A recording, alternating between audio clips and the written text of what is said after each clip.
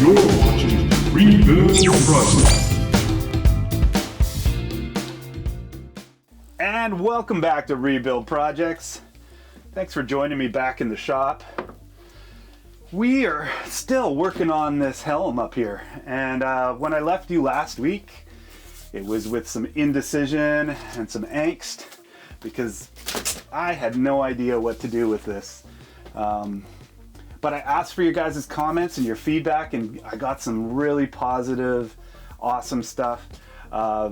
It was able to not only kind of guide me with where I needed to go, but it confirmed the fact that this wasn't right.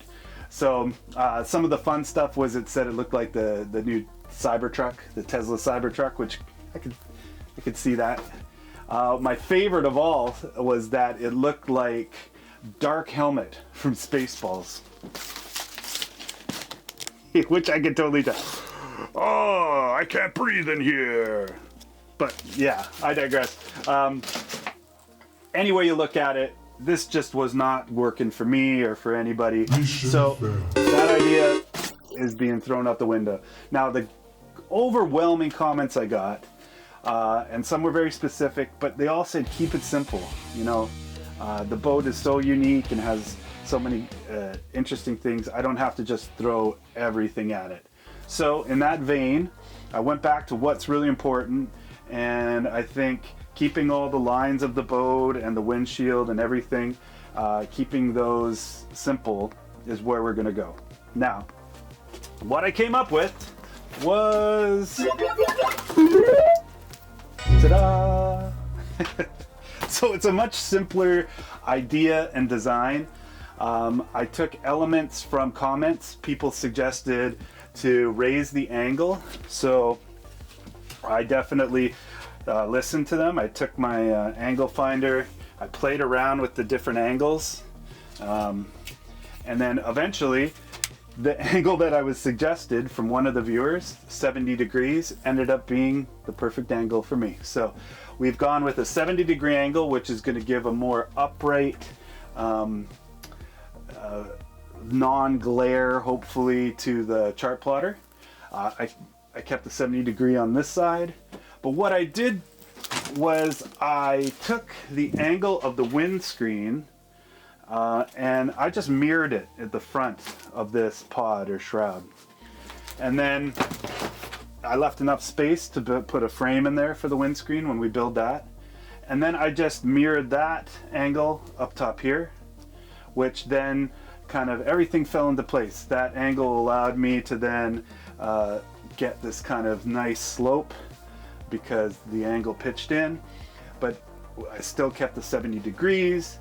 And what this has done, I think it looks aesthetically good, but it's allowed the chart plotter to be a little off center, the VHF radio, Roger Dodger, to sit right here.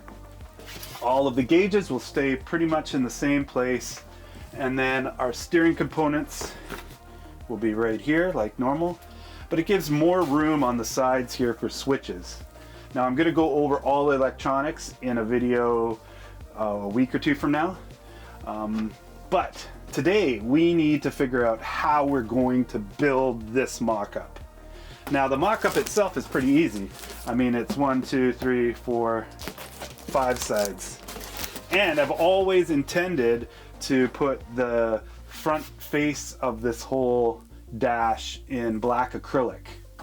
And originally I was going to turn, you know, this guy and all this facing part of the pod or shroud and do it in fiberglass and then paint it the same as everything else, and then put that acrylic after being cut into place. Now I've got a wacky idea. You know, I can't keep it totally simple. This is only because I went out to my acrylic supplier, or the local acrylic supplier, and I cold called them, and I just, because I was in the area, and I asked them if they had any black acrylic. Now these guys are really big suppliers of acrylic, and they usually have like 4 or 5 by 8, 10, 12 foot sheets of it, and they supply, you know, industrial industry. They're called polymer shapes, and I'm sure they're nationwide, but in my area, they were just the nicest guys. I couldn't believe it. I went in, I didn't tell them I was, a YouTube channel. I didn't tell them I was, I said, I'm just looking for a small piece of acrylic for my boat dash. And the guys, they looked busy, but they took time, they talked to me. I don't think they usually deal with somebody who just, comes up and knocks on their door. But they went in the back, they looked at what they had, and I was looking for a 3/8 or half-inch sheet, and came out and said, hey, I got this sheet. It's about 48 inches by 60 or 4 by 5. I said, okay, how much? And they were like, here, it's yours, take it. We don't need it. It's just a remnant from another project.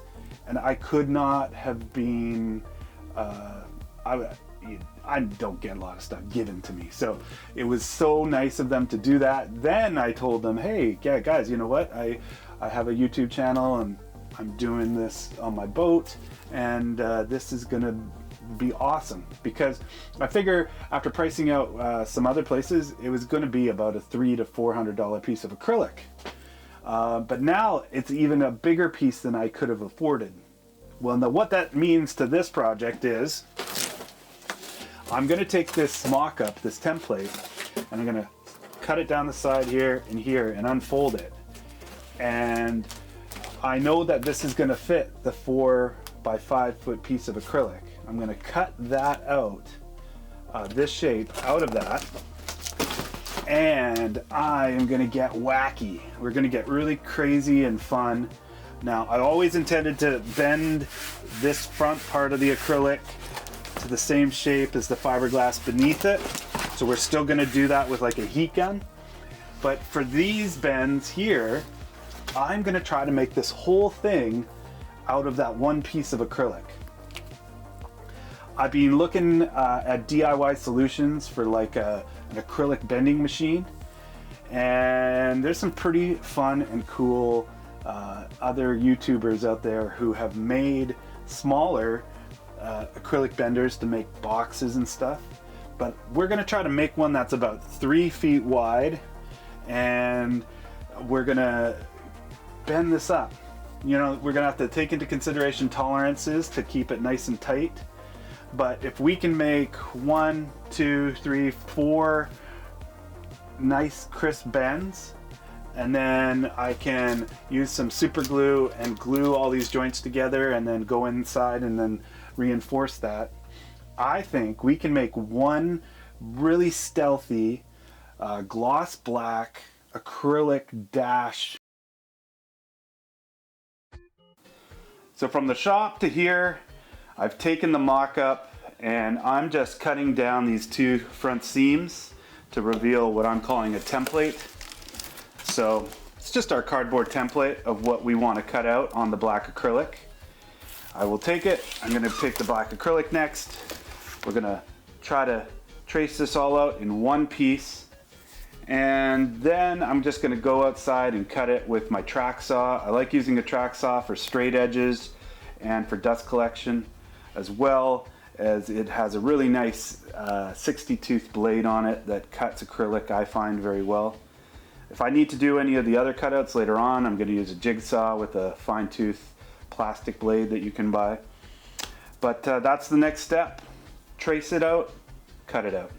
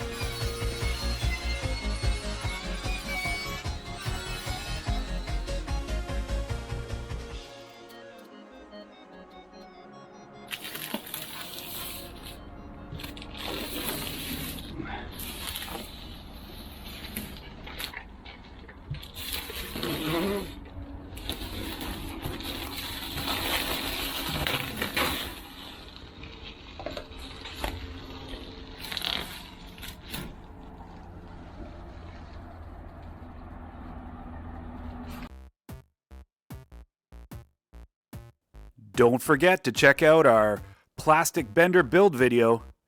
It's a DIY solution to bend plastic on the cheap. I knew the angle that I wanted, so I was able to cut out some stop blocks in the exact angles, 70 and 110. So I'm just unfolding, or actually folding back the template so you can see the bend that I'm about to make. Now I hooked the leads up to the wire just past the acrylic where I want to bend it. I had the great idea to put kind of a track down, a piece of metal. I thought it would help me bend it, but in retrospect, I don't think I need it.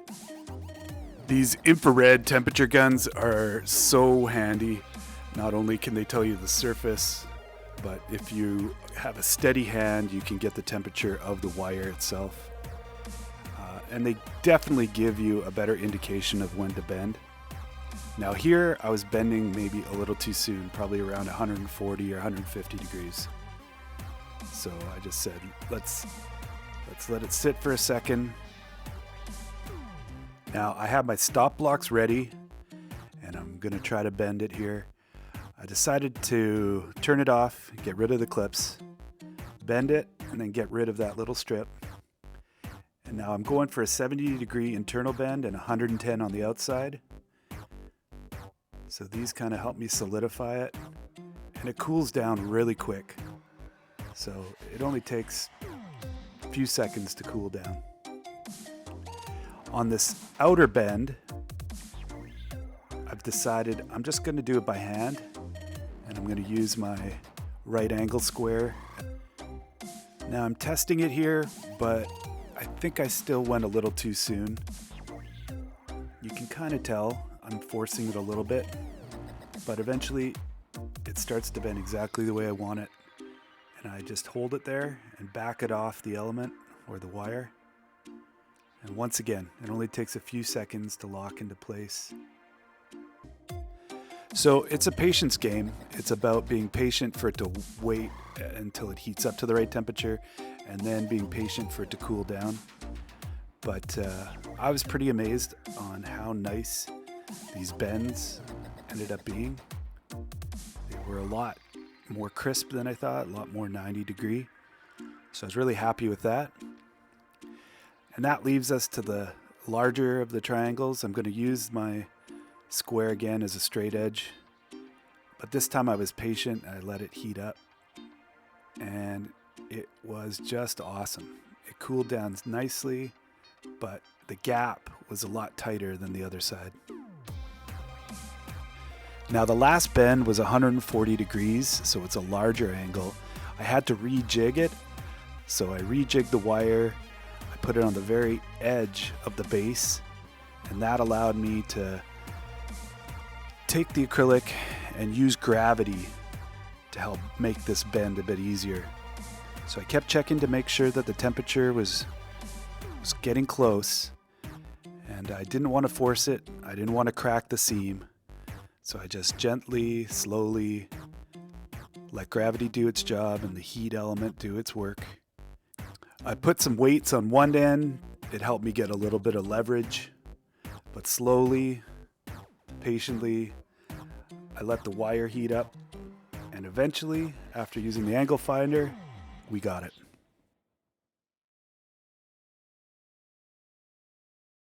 And I took the template and I put it back together with some tape to make the mock-up again so we can see all together where we started. And after all that hard work and a few bends later, we are left with this beautiful, gorgeous acrylic dash.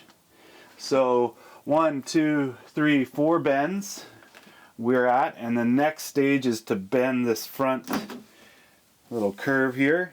So we're going to use the fiberglass underneath almost as a form, and I'm going to do it in 2 stages maybe. So the first attempt is going to be to bend this whole thing with the heat gun that can go up to 300 degrees, and just slowly bend it over the next however long it takes, and get one nice bend that that bends to the fiberglass beneath. If that works out, awesome. If it doesn't work out, well, the whole intention of bending it is because I want to be able to cover the steering column, and ideally I want to be able to make a hole for the steering boot that is smaller than this flange, and that'll stick in from underneath and the flange will disappear and this will become almost like one unit. I've thought about doing it right now and bending it, but I think if I can do the bend together in one piece, it'll be more uniform. And if I can't, then I will cut out the hole and I can bend each side together. I don't know if it'll be any easier, but maybe just with the less amount of surface, it could heat up quicker and bend. So that'll be plan B.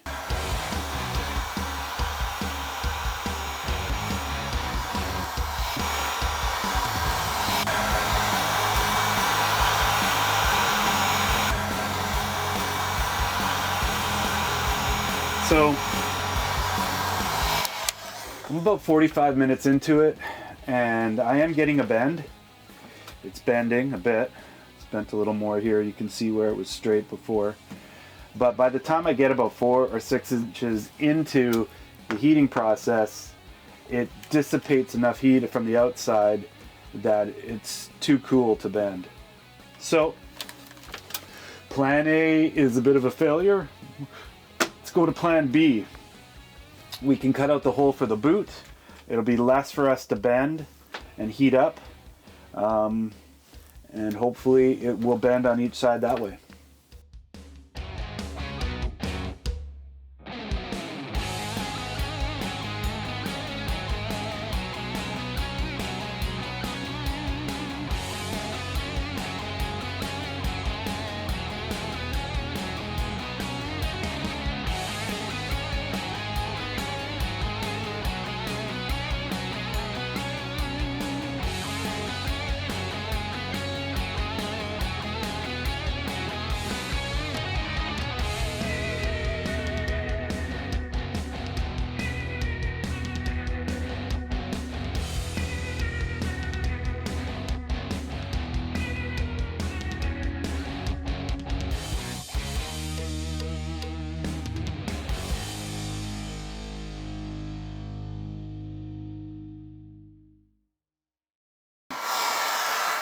So this is working out a lot better. I don't have as much surface area I have to warm up all the time, so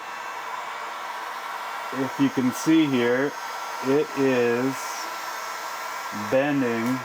I've only been at this part for about 10 minutes now. And because I can go, 8 inches here, back and forth, I'm not losing the heat like I did before. That extra few inches matters. So we're just going to keep going back and forth like this, working both sides, putting just enough pressure on the face to push it as it's melting, bending, but not enough to want to snap or create a fracture.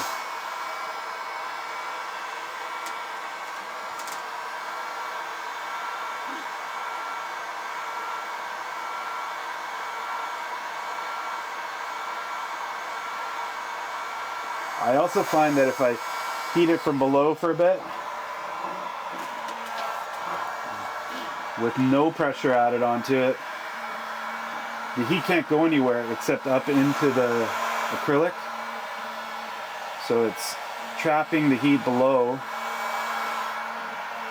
heating it up so that when I do attack it from the top, it has a buildup of heat already in the plastic. Because if you're just trying to get the heat to absorb the plastic from one side,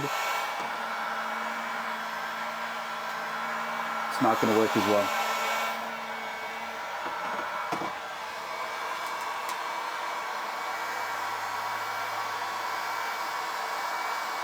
I think my last word of advice on this as I go, Just try not to hit the tip of your heat gun or torch or whatever you're using onto the acrylic, because it will melt the surface.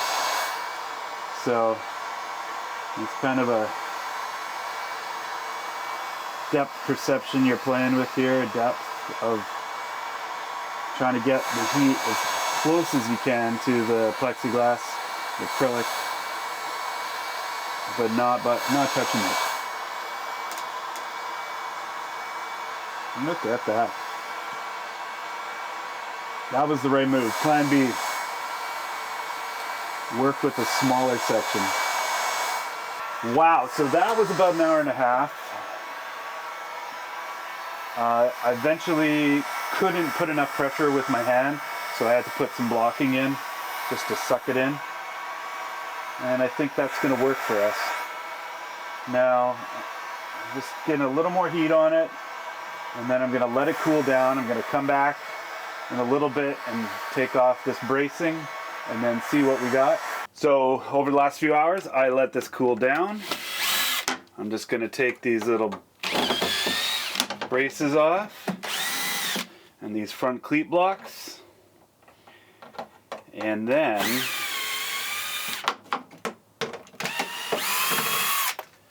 we can see what we got.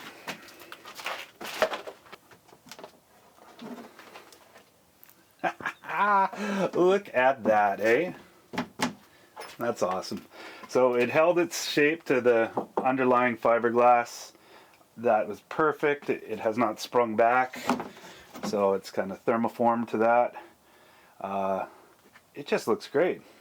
I have a little bit of fitment on this corner here because this gunnel kind of angles a bit, so I'm just going to trim that back to make it fit, and that'll shift things more center a bit. But once that's done, wow, I think I'm going to move right on to the next step, which will be solidifying these two seams here. Now I've set up in the corner here.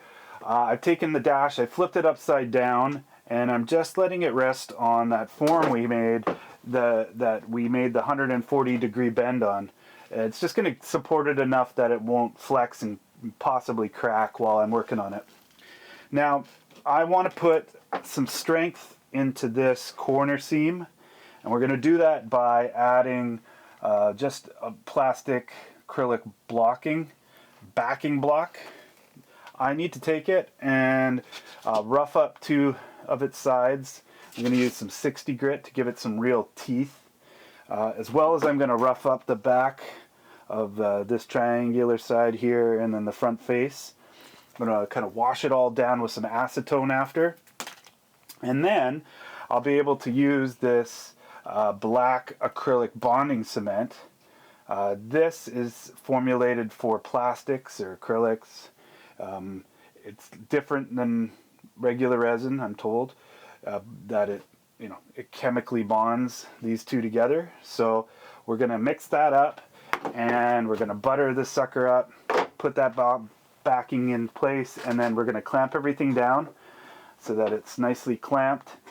Once it's cured, and it should take about a half an hour to cure, I'm probably going to let it go all the way for an hour just to make sure. I'm going to come back, take the clamps off, and we can then sand down. I think there's probably going to be on this side a 1/16 of an inch. We can sand it down flush and curve that, and then buff it with some buffing compound. But all in all, if we get both of these sides done, then we can bring it back to the boat.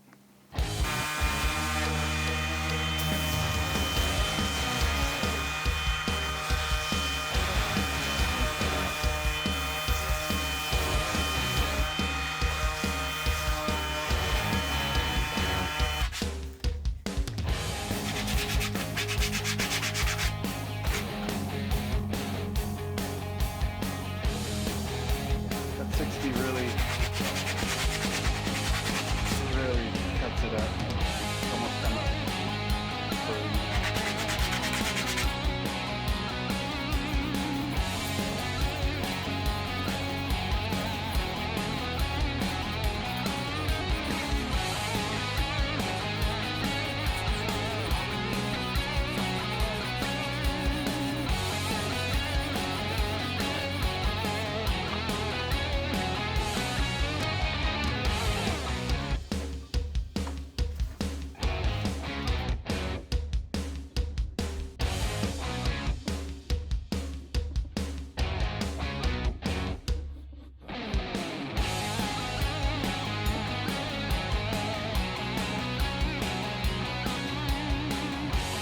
Now, in order to close the gap in the seam here, which was quite wide, I ended up just taking a ratchet strap, strapping around the whole thing, and very lightly ratcheting it until it closed the gap.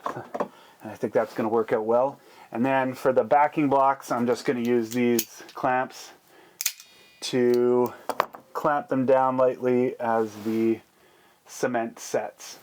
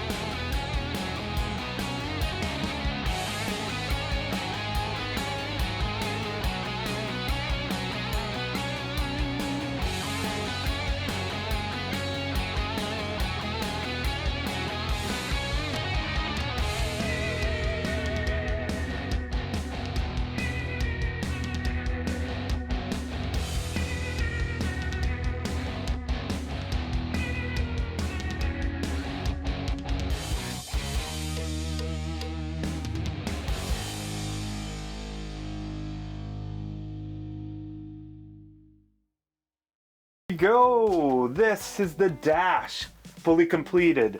One piece of acrylic, bent 4 times, cut out for the steering boot.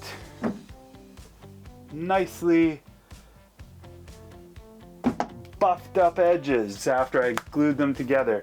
So, you know what? It took me about the better part of a week and a half to figure out how to do it, build the bending machine, try to bend it one time so that I could use the one piece of acrylic that I had. But if you put a little bit of patience into it and a little common sense, you too could build a wicked ass dash just like this. So we got the boot in there, put a little Sikaflex down the road once I get this all figured out. This leads us to be able to get to all the electronics. I think I'm going to build a little flange on the inside so that water can't get up and in. And that can close down over top of it. But wow, after all that back and forth with different ideas, different concepts, I think this is going to turn out absolutely great. So thanks for sticking with me. Next week, we're going to start working on the tent for the pop-up, and probably a little bit on the inside. See you next time!